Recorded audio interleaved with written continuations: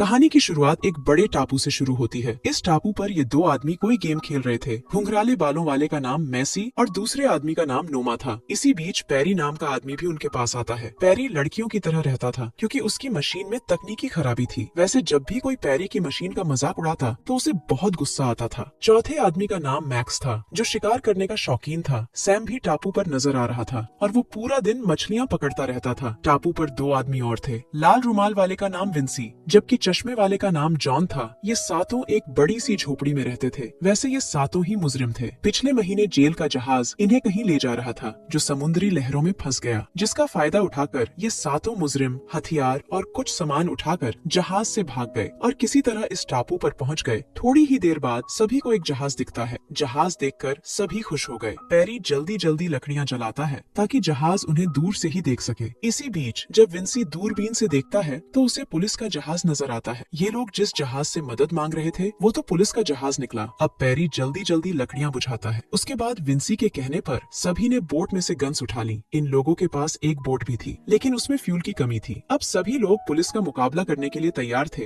लेकिन जहाज इन्हें देख ही नहीं पाता और वापस चला जाता है। अगले दिन किनारे पर एक बेहोश लड़की पड़ी थी। सभी की नजर जैसे ही लड़की पर पड़ती है तो वो उसे उठाकर झोपड़ी में ले जाते हैं। कुछ देर बाद लड़की को होश आ गया। उसे अपने आसपास अजीब सी शक्लें दिखती हैं जिन्हें देखकर वो डर गई। उसे लगा कि उसकी गुफा खतरे में है लेकिन सभी उसे समझाते हैं कि तुम यहाँ पर सेफ हो। लड़की उनकी बात मानकर पहले पानी पीती है और फिर कुछ खाती है। लड़की उन्हें बताती है कि मेरा नाम माया है, हमारा जहाज डूब गया था और मैं किसी तरह इस टापू पर पहुंच गई। सभी बदमाशों ने कई दिनों बाद लड़की देखी थी। रात को सभी बदमाश बाहर बैठे बातें कर रहे थे जबकि पैरी और माया बोट में बैठे थे। वो माया को सब बताता है कि हम लोग मुजरिम हैं और भागने के चक्कर में हम यहाँ तक पहुँच गए। सभी बदमाश बोट की तरफ देखे जा रहे थे। उनका दिल तो कर रहा था कि वो अभी बोट में जाएं और माया को दबोच लें। जल्दी ही पैरी भी उनके पास आता है और सभी को सोने को कहता है। उसकी बात की तरफ कोई ध्यान नहीं देता। सभी को उम्मीद थी कि माया जल्दी ही किसी को अपने पास बुलाएगी और उसी के साथ सोएगी। बोट के अंदर माया को गन्स नजर आती है। उसका दिल कर रहा था कि वो अभी सभी बदमाशों को मार दे और बोट लेकर वहाँ से भाग जाए। बस यही सोचकर उसने गन उठा ली। बदमाश अपनी ही बातों में लगे हुए थे। माया उन्हें मारना तो चाहती थी लेकिन किसी भी गन में गोलियां नहीं थी। अगले दिन सभी बदमाश माया से कहते हैं कि वो उससे शादी करना चाहते हैं। माया उन्हें समझाती है कि वो बारी बारी सभी से बात करेगी। उसे जो अच्छा लगेगा वो उसी से शादी करेगी। माया की बात सभी को ठीक लगी इसलिए सभी लोग उसकी बात मान जाते हैं। कुछ देर बाद माया मैक्स के साथ टहल रही थी। सबसे पहला मौका मैक्स को मिला था ताकि वो अपनी बातों से माया का दिल जीत सके।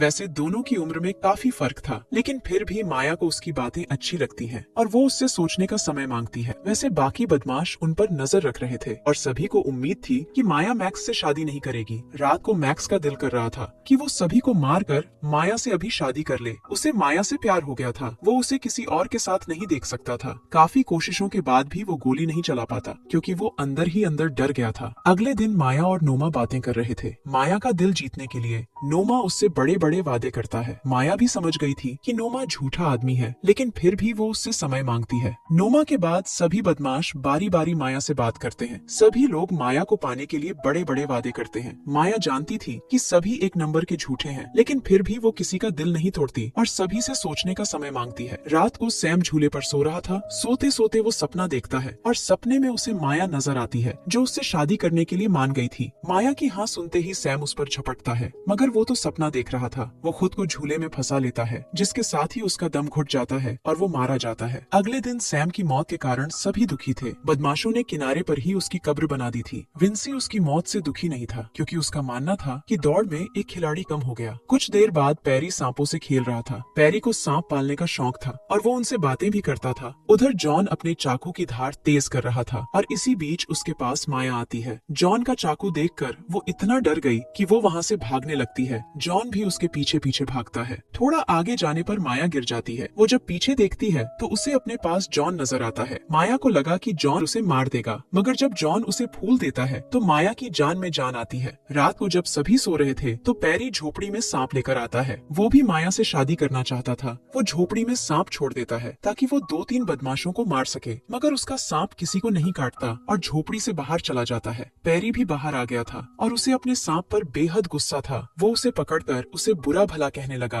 और इसी बीच उसका सांप उसे ही काट लेता है। सांप जहरीला था, जिस कारण पैरी की मौके पर ही मौत हो जाती है। अगले दिन किनारे पर पैरी की भी कब्र बना दी गई। पैरी की मौत से सभी दुखी थे, लेकिन माया मन ही मन मुस्कुरा रही थी। थोड़ी देर बाद माया नहाने की तैयारी कर रही थी और मैसी छुपकर उसे देख रहा था। दूसरी तरफ नोमा भी कोई शरारत कर रहा था। उसने बोट में से एक सिलेंडर उठा लिया था और फिर वो उसके साथ कुछ करने लग जाता है। उधर जॉन भी सभी को मारना चाहता था और इस काम के लिए उसने जहर तैयार कर लिया था। इसी बीच उसके पास मैसी आता है। जॉन उसे पीने के लिए चाय देता है और खुद भी एक कप उठा लेता है। जॉन ने मैसी की चाय में जहर मिला रखा था। मैसी को उस पर यकीन नहीं था और वो बहाना बनाकर अपनी चाय बदल देता है। देखते ही देखते दोनों चाय पीने लगे। जॉन जल्दी ही चाय पी लेता है, जिसके साथ ही वो भी मर जाता है। कुछ देर बाद जॉन की कब्र भी किनारे पर बन गई। अब सिर्फ 4 ही बदमाश बचे थे। अब देखना ये था कि माया किसके हाथ लगती है। जल्दी ही नोमा ने झोपड़ी में सिलेंडर छुपा दिया। ये वही सिलेंडर था जिसके साथ उसने गड़बड़ की थी। कुछ ही देर बाद नोमा को छोड़कर सभी लोग खाना खाने लगे। ये लोग उसी टेबल के ऊपर खाना खा रहे थे जिसके नीचे सिलेंडर था। जल्दी ही नोमा ने एक धागे को आग लगा दी, जिसका दूसरा हिस्सा सिलेंडर से जुड़ा हुआ था। इसके बाद वो जल्दी जल्दी झोपड़ी में आकर माया को लेकर भागने लगता है। इसी बीच आसमान में पुलिस का हेलीकॉप्टर भी नजर आता है। हेलीकॉप्टर की आवाज सुनकर सभी बदमाश डर गए थे और वो जल्दी जल्दी झोपड़ी से भागते हैं। तीनों को बाहर देखकर नोमा समझ गया था कि उसकी योजना फेल हो चुकी है। वो अब सिलेंडर बचाने के लिए भागता है, मगर वो जैसे ही झोपड़ी में आया तो धमाके में मारा गया। बेवकूफ नोमा की कब्र भी किनारे पर बन गई थी। अब सिर्फ 3 बदमाश ही जिंदा बचे थे। विंसी को पूरी उम्मीद थी कि वो सबसे ज्यादा ताकतवर है और माया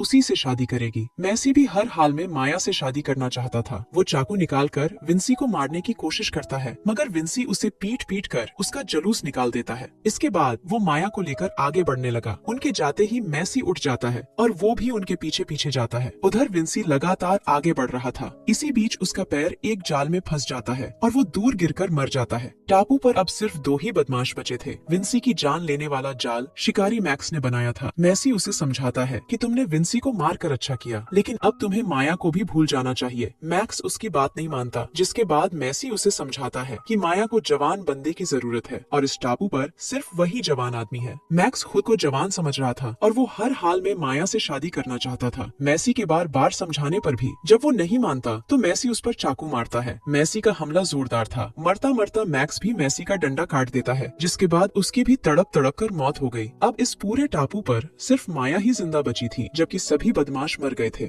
असल में माया खुफिया विभाग में काम करती थी। वो टापू पर जानबूझकर आई थी ताकि बदमाशों को मार सके। वैसे बदमाशों को मारने के लिए माया को ज्यादा मेहनत नहीं करनी पड़ी, क्योंकि सभी बदमाश अपनी ही गलतियों के कारण मर गए थे। इसी के साथ इस कहानी का यही अंत हो जाता है। हमारी वीडियो देखने के लिए बहुत बहुत धन्यवाद। अगर आप ऐसी ही वीडियोस के दीवाने हैं तो प्लीज मेरे चैनल को जरूर सब्सक्राइब करें। मिलते हैं अगली वीडियो में, तब तक के लिए नमस्कार।